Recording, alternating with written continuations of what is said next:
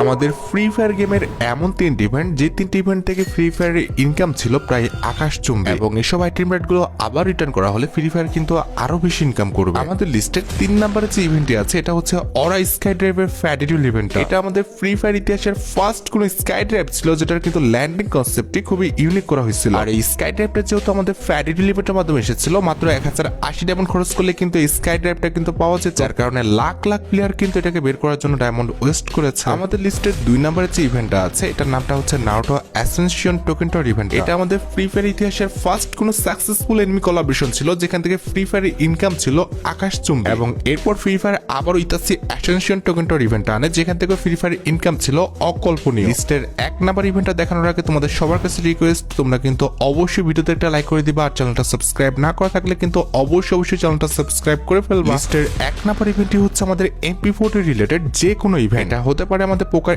MP40 রিংডল event কিংবা আমাদের cobra MP40 ইভোভল্ট event বা নারুটো স্পেশাল নতুন MP40 ইভেন্টটা।